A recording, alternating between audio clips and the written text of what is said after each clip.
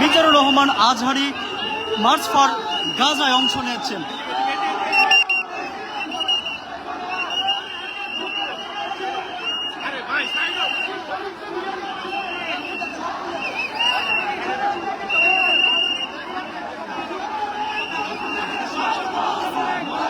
ভাই এটা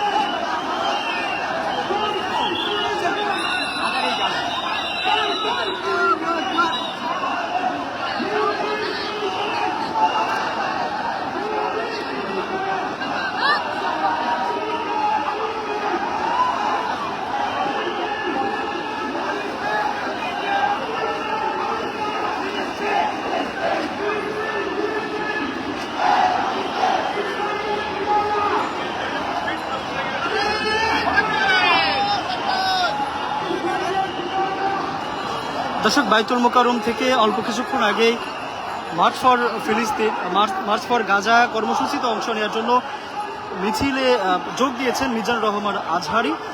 তিনি বাইতুল মোকাররম এর সামনে থেকে যে মিছিলটি যাচ্ছে এটি যে শেষ হবে সোহরাওয়ার্দী উদ্যানে। আপনারা জানেন আজ সোহরাওয়ার্দী উদ্যানে মার্চ ফর গাজার যে কর্মসূচি চলছে সেটার যাদের ডাকে এত মানুষ এসেছে তার মধ্যে অন্যতম একজন মিজানুর রহমান আজহারি।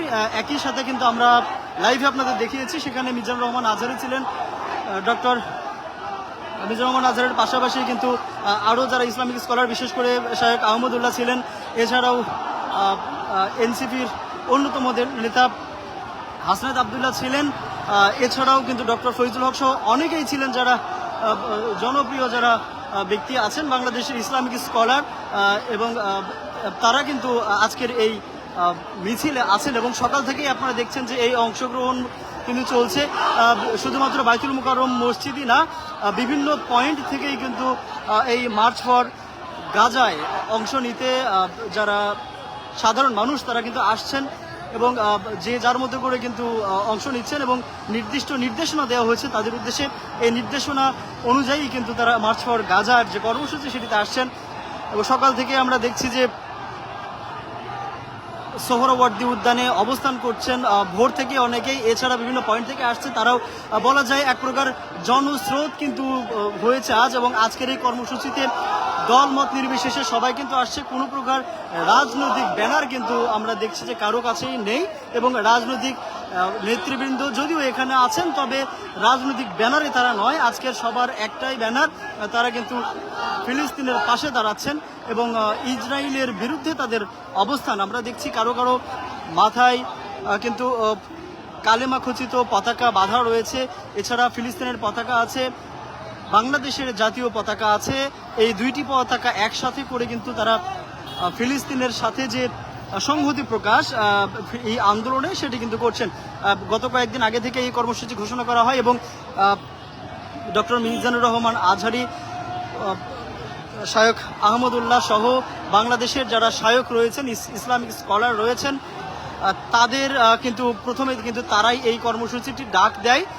প্রথমে কর্মসূচিটি বাস্তবায়ন হওয়ার কথা ছিল মানিক মিয়া এভিনিউতে, তবে পরবর্তীতে কিন্তু এই কর্মসূচিটি আমরা দেখেছি যে ঘোষণা করা হয়েছে সোহরাওয়ার্দী উদ্যানে। এখন কিন্তু সোহরাওয়ার্দী উদ্যানের দিকে সবাই ছুটছেন এবং ছোট বড় মিছিল সেই সকাল থেকেই শুরু হয়েছে।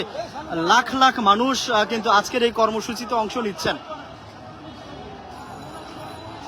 এবং কিছুক্ষণ আগে আপনারা দেখেছেন ডক্টর মিজানুর রহমান আজহারি, তিনি কিন্তু এই মিছিলে অংশ নিজেই নিয়েছেন এবং তার আগেও বিশাল মিছিল কিন্তু সেই সকাল থেকেই শুধু বাইতুল মোকাররম না বিভিন্ন পয়েন্ট থেকে আসছে। কিন্তু যেটি দেখা যাচ্ছে মানুষ আসছেই কোনো মানুষ কিন্তু ফেরত এসে দ্বিতীয়বার সেই মিছিলে অংশ নিচ্ছে না। কিন্তু সকাল থেকেই যে মিছিলগুলো শুরু হয়েছে, একের পর এক মিছিল, মানুষ আসছে, আসলে কত লক্ষ মানুষের সমাগম আজ হয়েছে এটি কিন্তু গণনা করে কোনোভাবেই বলা সম্ভব নয়। তবে লাখ লাখ মানুষের যে আজকের অংশগ্রহণ এটি স্পষ্ট করে যে ফিলিস্তিনের যারা নির্যাতিত মানুষ রয়েছে গাজাবাসী এবং তাদের প্রতি মানুষের যে সহমর্মিতা সেটি কিন্তু আজকের এই অংশগ্রহণটি স্পষ্ট করে। এছাড়া আপনারা জানেন যে এই মিছিল থেকে কিন্তু ইসরায়েলি পণ্য বয়কটের ডাকও দেওয়া হচ্ছে এবং বিভিন্ন মিছিলের বিভিন্ন স্লোগানে কিন্তু এই বয়কটের কথাটি বারবারই বলা হচ্ছে এবং তারা কিন্তু এই বয়কটের পাশাপাশি আমরা দেখছি যে যারা নেতানিয়াহু সহ যারাই বিশ্ব মোড়ল নামে যারা খ্যাত, যারাই ইসরায়েলের এই হত্যাকাণ্ডকে সমর্থন জানাচ্ছেন, তাদের ছবি কুশপুত্তলিকা নিয়ে কিন্তু আমরা দেখছি তারা যাচ্ছেন এবং সেখানে কিন্তু জুতা নিক্ষেপ করা হচ্ছে, বিভিন্নভাবে তাদেরকে যে লাঞ্ছিত করা সেগুলোও কিন্তু এই কর্মসূচিতে আমরা দেখছি যে মিছিলগুলোতে অনেকেই করছেন। এছাড়াও আমরা যেটি দেখছি যে এই মিছিলে ফিলিস্তিনের পতাকা এবং বাংলাদেশের পতাকা কিন্তু একসাথে তারা ব্যবহার করছেন। এছাড়া কালিমা খচিত পতাকাও ব্যবহার করা হচ্ছে। তবে এর আগে যে একটি আলোচনার যেটি বিষয় ছিল যে কালো পতাকা, সেটি কিন্তু আজ নেই। আমরা যেমনটি দেখছি সাদা পতাকা ব্যবহার করছে তারা, সাদা কাপড়ের উপরেই কালিমা লেখা হয়েছে কালো কালিতে, সেটি তারা ব্যবহার করছেন। এছাড়া আমরা অন্যান্য কালারেরও দেখেছি, তবে কালো রঙের কোনো পতাকা কিন্তু আজ আমরা এখনো পর্যন্ত দেখিনি। এবং এখানে আমরা সেই সকাল থেকে লাখো মানুষের যে স্বতঃস্ফূর্ত অংশগ্রহণ সেটি কিন্তু আমরা সকাল থেকেই দেখছি সব পয়েন্ট থেকেই। এবং আজকের এই কর্মসূচি নিয়ে নানা রকম নির্দেশনা দেওয়া হয়েছিল এবং নির্দেশনা অনুযায়ী কিন্তু মানুষ অংশগ্রহণ করেছেন।